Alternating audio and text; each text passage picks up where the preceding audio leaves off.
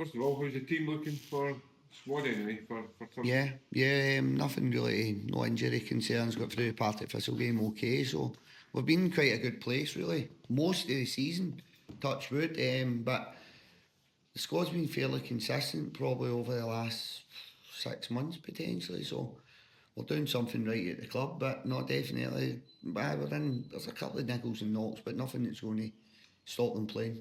I know after relegation last year, it was always your goal to try and get back up to the top flight again. They're taking this route. You obviously want to win the league, but you'd take this route, wouldn't you? But they're taking it if it leads to success.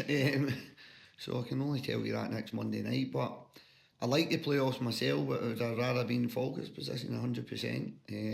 Sitting on a beach somewhere now. But nah, I think they're exciting. I think it's one of the best things in Scottish football, the playoffs. I think we've definitely got that format right. And to be involved in it, it's exciting. In terms of your own team, how pleased have you been about the robustness of them and the belief in the players that they can achieve a bounce back ability to get back, after the disappointment in last season? I think the squads came in, we've kind of had a massive turnaround in players. Kept the majority of players that we knew were going to be beneficial to us in the Championship, managed to keep them. Fortunate in the position, like you're probably no signing a Stephen Kelly or a Scott Pittman if you're in the Championship, but both players were in contract, so been fortunate in that regard. I just think from the minute the boys came in the building to now, there's been a real progression in terms of their relationships on and off the park, and I think the group in the change room have got to take massive credit. We've got to take massive credit for where they find themselves. In terms of the defensive record, David's been excellent, hasn't it? The number of clean sheets and the two centre backs since you put Ryan McGowan and Danny Wilson there. That's been key, is it, to the success? I think Jerome's played a huge part in that, and then you look at Danny and you look at Gowser, Michael Nottingham at one point, Clark, A.W. Robbie, Jamie Brandon, Dan Finlayson. I think there's been a collective effort from all. Probably there's a group of probably 8 that's played in the positions, but I think if you were to look at for the continuity for day one, you would then look at probably Gowser and Jerome. Danny came in a wee bit later, but definitely the 3 players have been pivotal to actually getting the clean sheets. I think that's now, if you include the 2 Partick games, that would be 38 league fixtures, so to speak. I think that's him sitting on something like 20 clean sheets, and I think that's testament to them. The experience of Ryan McGowan and Danny Wilson, it's been pivotal because these two they've been there for years and done it. It was the 2 of them came in later on in the window. I was obviously trying to bring the age of the squad down slightly, if I'm really honest, in the summer, and then we were playing my pre-season games, went into the League Cup section, and Ryan became available. It was actually Craig had phoned me about something else, and we got talking, and he said he'd offered Ryan, but I think they might need to take it off the table, so I got in touch with Ryan. I wasn't really worried about his age, and then Danny actually phoned me because I tried to get Danny in the January, and he pied me, so actually phoned me. He said, look, Danny Wilson here, you can tell me if you want. So I told him, and then we got talking. He said, look, I'm just looking for somewhere to come in and try and keep fit. I said, well, definitely come in here, Danny. I don't hold grudges, and it's football. You're not going to get everybody you always want to sign. He came in and it was pretty evident from how we were wanting to play and what we were trying to do that Danny would fit into that really easily. Spoke to John Ward, Dave Black upstairs, and I said, look, we need to try and find a wee bit of money to offer Danny something, and we did. And probably Danny coming in and Gowser, the relationship's been brilliant, but when you look at that experience, I think it's been pivotal in everything we've done this season. Talk about experience. Ross County has got experience of this. This is their 3rd playoff, and they've came through both so far. Yeah, well, hopefully it's no 3rd time lucky for them. I think it's difficult. I think you're going to get clubs, and I think they've done fantastically well, but you're going to have clubs, and I'll include Livingston in that. I think you're going to have clubs that are going to, I'm not going to say yo-yo clubs because it's not like every year on year it's happening, But I think the Premier League being 12 teams is going to make it difficult for clubs like Ross County, St Johnstone's, Livingston's, and you're going to fall into that kind of bottom four, and it's part and part of the course that you're maybe going to be fighting relegation or you're going to be chasing promotion in the Championship. So it's just part of the course, and every year seems to get a wee bit more difficult. What have you made of Ross County? Obviously, in the last few years, you've been looking at them, I guess. I've been looking at them for probably since the Scottish Cup game up there, so I think that was January. So had one eye on them at that point. Previous months you're kind of just focused on your own league, but we pulled them in the Scottish and up there. But I think Ross County's a fantastic club. I think it's a wonderful club. You've got Stevie Ferguson, Don and Roy, and I think they do everything. It's so professional. It's a lovely area of the world. But I think it's hard to attract players up there sometimes. It's hard to get those players up there. And once you do get the players up there, I think it's hard to keep them at time. So you're always going to have a turnaround in the players. And your recruitment's kind of restricted to a certain degree because of geographically where you are. So I think they're a club that's done fantastically well over the years. So I've got a lot of respect for them. Livingston, I think, are one of the two teams that have upped the trend by being able to come up in the playoffs. Does that give you any encouragement? No, not really, if I'm honest. I'm not really big in kind of superstition and historical stats, to be fair. That's a totally different game we're going to be coming into. But we've done it before, doesn't mean we can do it again. But again, you go back to Ross County, they've done it before in terms of staying up, so it doesn't necessarily mean they're just going to do it again. So not really read too much into that one, to be honest. What's the mood in the dressing room at the moment? Is it apprehension, or do they actually think they can make that step up? I think there's a big belief in the changing room. I think I've been very vocal on that all year. For the minute, use Robbie Muirhead as an example. I brought Robbie Muirhead in from Morton, who finished 5th the year before, something along the lines. Brought Robbie in. I said to Robbie, we need to get back to the Premier League. I want you to help take us back to the Premier League. So for day one, the message has been consistent from myself, but for day one, they've consistently applied themselves to put themselves in this position. So I thought there was a wee bit apprehensive the first 30 minutes against Partick here. Thought there was a wee bit of apprehension set in there. But then when Jamie got the goal, I think we just kicked on, and pretty evident we were going to go through at that point.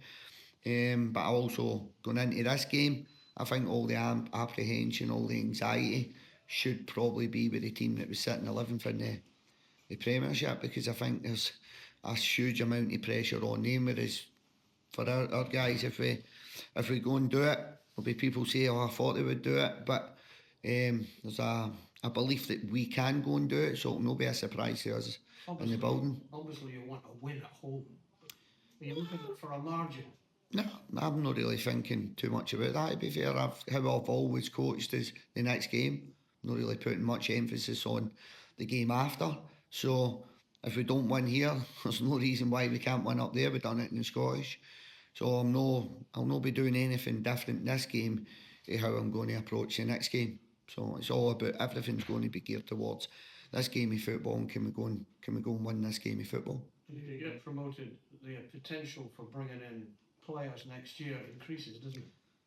Yeah, potentially, yeah, but it then becomes increasingly harder to find players that are Premiership ready rather than Championship ready.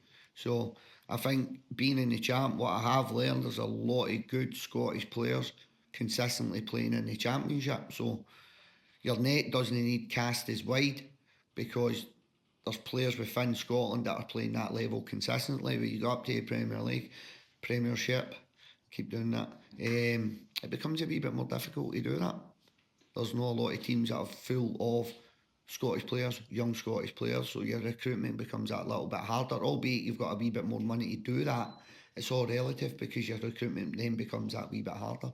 Davey, the club put out a graphic before the Thistle game saying not liked, not wanted, not bothered. That sounds like me. It's a fun bit of marketing, but do you like maybe embracing that idea of Livy being the outsiders? It doesn't bother me. doesn't bother me at all. It's not anything I read into, but kind of if you look at from where I started to where I am now, it's probably mimics kind of me. So I'm alright with being the underdog. I'm alright with being wrote off. Been many occasions over the years that's happened to me, and there's many occasions I've proved everyone wrong. So as a club, I think we've consistently proven a lot of people wrong over the last 10 years, and hopefully we can go and do that again. I don't know if it's us they don't like or it's the part they don't like, but maybe a bit of both, or me. There's a few guys in that dressing room who have that same sort of, they've been up there in the Premiership, they've dropped back then, they'll have that sort of chip on their shoulder, won't they? Yeah, but I think there's a good group in there, like Robbie Muirhead, Wee Smithy, just to use two of them as an example. Like Gowser, Danny, Gowser, Shins, myself, people like that, we've all just come out the Premiership. So I'm looking at boys that have been out of that for a while that want to get back there playing. They want to be on sports scene at 7:30 on a Saturday night. They're wanting their kids watching their games on the television, watching the highlights, going to Parkhead, going to Ibrox. So there's a lot of players in that changing room that haven't played Premiership football, but there's also a lot that's not played it for a while. So I think there's a good balance in the changing room in terms of all these different desires and all these different beliefs and how we're going to get there. It's an extra carrot going into this game that some players in the dressing room might be playing for the future at the club as well. Nah, don't really. Honestly, this has probably been my quietest lead up to the season ending, because I think the boys have been solely focused. I put a message on the chat, I think it was about 2 weeks ago. I goes, look, we need to, obviously, any contract holds on top, but if anybody wants any clarity or anybody needs a wee bit of guidance, just chat my door. Just chat my door and we'll get a wee chat. I didn't want to be the one to instigate it, because there's a lot going on at the club just now, and our full focus has got to be on trying to win these next 2 games or take the club back to the Premiership. So I put that on the chat just to say, look, anybody sitting in their house thinking about that, worrying, come and chat my door. I think there's maybe 1 or 2 conversations, because everybody's solely focused on the next game, and that's testament to the players, and that's the personality I feel I've got in the building now. Historically, I had about 6 or 8 people at the door chatting my door, worried about themselves, and that's only, it's natural at times. People, how does this affect me? It's a natural reaction. But what I've found with the group we've got just now, they've kind of put their own feelings aside, because they're solely focused on trying to take the club back to the Premiership. And how much of an advantage do you feel that you have going into this game? You mentioned the pressure needs to be all on the Premiership side. There's definitely a lot of pressure on the Premiership side. I'm not going to sit here and tell lies. If you say to me, would you want to be the team 11th, trying to stay in the Premiership, or the team that's finished second, third or fourth, trying to get in the Premiership, and I'd definitely tell you I would rather be the team that finished second, third or fourth, rather than having that negative momentum. And probably the team that's in the Championship is probably the underdog, or should be the underdog. They should be the underdog. So there's a lot of added pressure onto the team that finishes 11th in the Premiership. And for you, Mr. Ford, you is your owner, isn't he? Yes. Yeah. Does he hope said so. anything? Yeah, all right. Put the money in anyway. Does he said anything about the promotion or what it means to the club? I think I got to go and kick ass. Go and kick ass. So it's just American. I'll need to get used to all this. So now I've shared some messages, communications with him, a couple of Zoom calls. He's really excited. But again, probably this transitional period within the club has kind of been put in the back burner, and we've tried to leave as much as is at this point in time, just to so everybody's solely focused on, because again you're looking at staff, and go back to my point, everybody's got a human nature to go back and think, how does this affect me, but we've kind of put all the kind of feelings on the back burner and everything else aside, just to solely focus on taking the club back to the Premiership. But he's definitely excited. I spoke to him on Saturday morning, and he's obviously involved in the Bundesliga too as well. And he was excited about the game, about how passionate the game was, how intense, how physical, how aggressive, and the kind of basketball type scenario Scottish football is, because over in certain different styles of play in different countries. So he was really, I think the game on Friday night really captured his imagination, and he really enjoyed himself. Will he be here on Thursday? I don't think so. I had a brief conversation with that, but I think it's a massive commute for him, and I'm not so sure. I'm not so sure the family will just allow him to jump in a plane every time Livingston's got a big game. To be watching though. I'd imagine so, yeah. We were actually talking about that last night, the group in here, how Calvin can actually access that being in the US. So I think it's Paramount Plus, maybe do Sky over there. So we touched base on that and sent Calvin the details so he could, because he's constantly saying, how am I going to get a game?